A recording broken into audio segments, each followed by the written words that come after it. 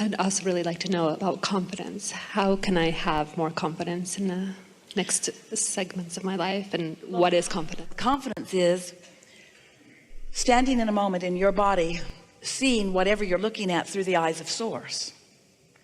So it includes seeing you, seeing what you're seeing.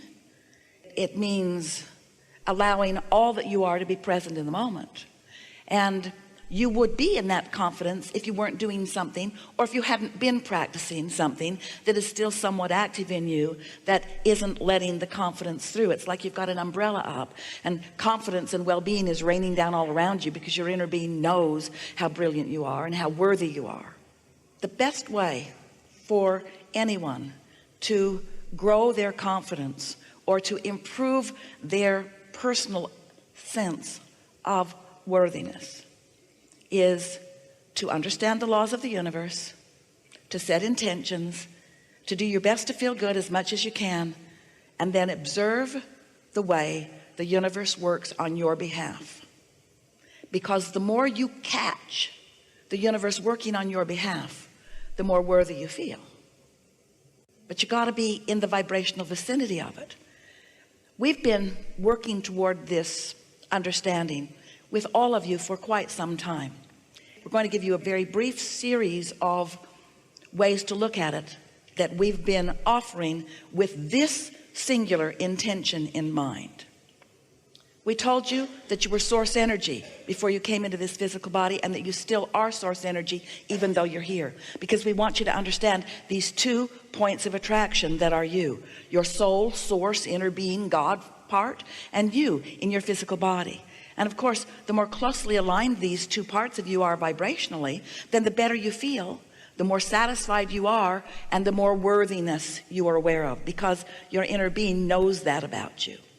So then we went on to explain that if you feel any kind of negative emotion, like insecurity, for example, or lack of confidence, it always means that you're just looking at it different than your inner being does. And in fact, if your inner being were not so confident, you could not feel lack of confidence. Because the emotion that you're feeling is the relational feeling between how your inner being feels and what your inner being knows and what you're doing right here and right now. Then we went on to explain that you sift through the contrast in your time and space, and you launch these vibrational rockets of desire. You can't help but do it. And when you do, they're answered every time by your inner being, by Source, and by law of attraction. So this growing that you're doing is happening even though you can't see it right now, because these vibrations have to turn to things before you can see them. There's a vibrational realm that exists, but you've got to find some way to tune into it and to practice being tuned to it before you can be the translator of it into things. Well, most humans wait until they can see and hear and smell and taste and touch the things before they allow themselves to feel worthy.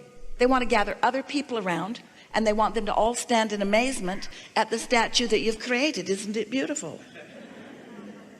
I made this. Took me my whole life. It's all I'm ever going to do too. Just going to rest on the laurels of this statue. A lot of people do that.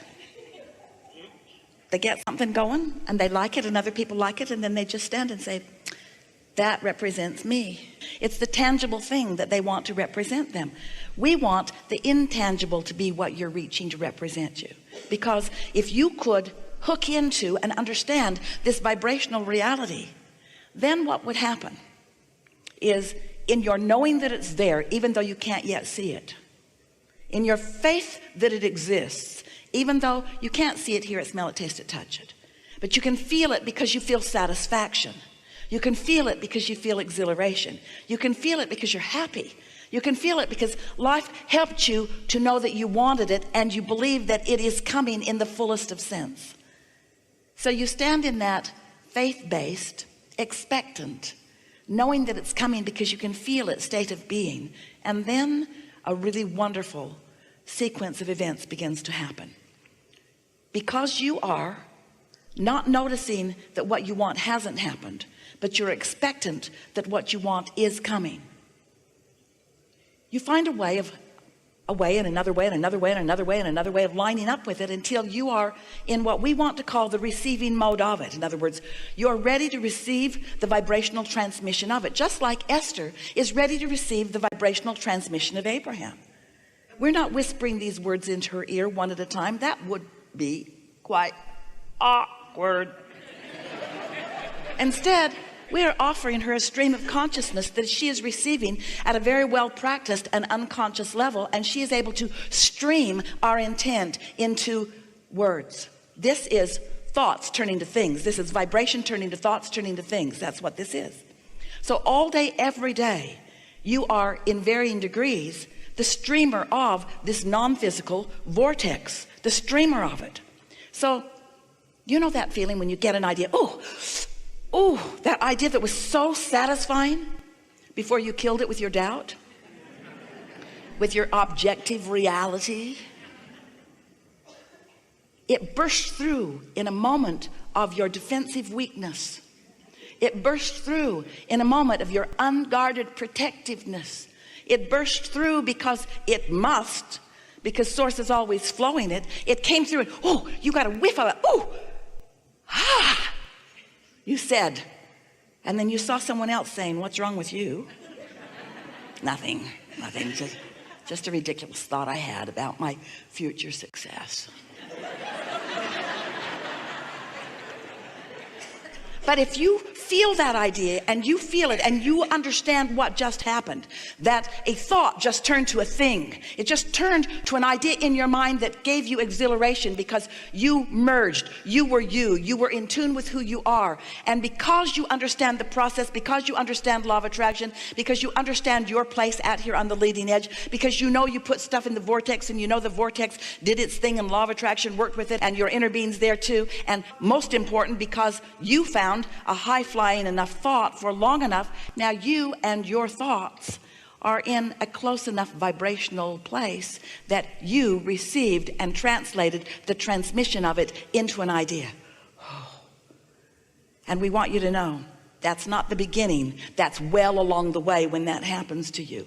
And when that happens to you, that means you have the ability to hold yourself there for more thoughts, more thoughts, more thoughts, more thoughts, which bring more good timing, more good rendezvous, more manifestations of the things that are in your vibrational reality right out here where you can see them and everyone else can too.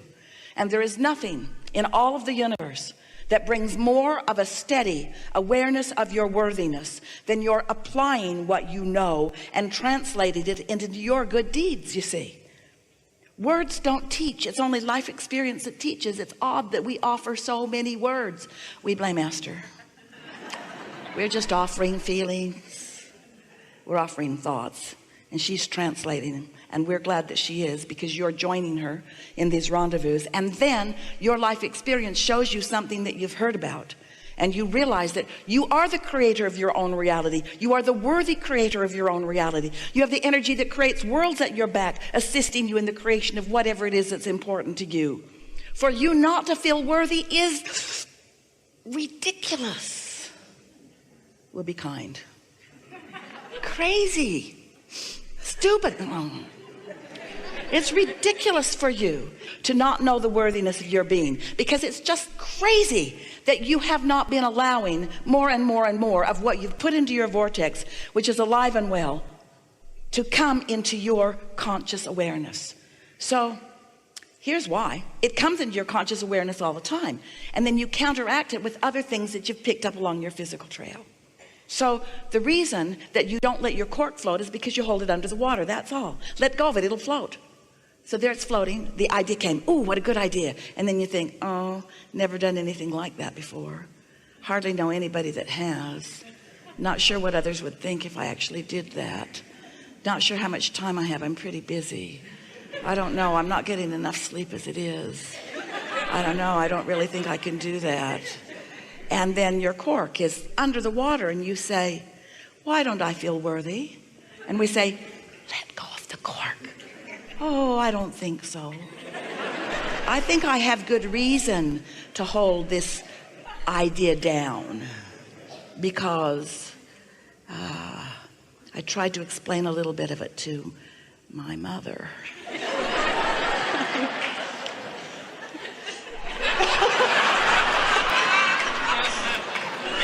And then I went to sleep. And when I woke up, my cork was floating again. Whew, and the idea came back. And then I remembered. And so you practice these thoughts of unworthiness, but the good news is every time you do it, you feel the emotion that lets you know you're doing it. So the key is, when you feel yourself doing that thing you do, where you are counteracting something that has been born and something that you tapped into for a moment, just acknowledge what's happening. You don't have to solve it right then. You don't have to suddenly start feeling different than you feel. In fact, law of attraction won't let you. Law of attraction is going to continue the momentum of the things that you are giving the most time to. But when you awaken in the morning, you have a much better shot of your cork floating. Just let it float for a little while, which usually means see no one for a while. Don't answer your email. Don't look on your phone. Stop the multitasking. Do a little bit of segment intending. Let this segment of your day be, you woke up, you're tuned in, tapped in, turned on. Stay there for just a little while and practice what it feels like to be in sync with the ideas that are flowing. It's just like your radio. Set your tuner for what you want to receive. And what you want to receive from your vortex is way up here in these pure positive energies, you see. And before you know it, ideas are flowing and more manifestations are coming, and the better it gets, the better it gets, the better it gets, the better it gets.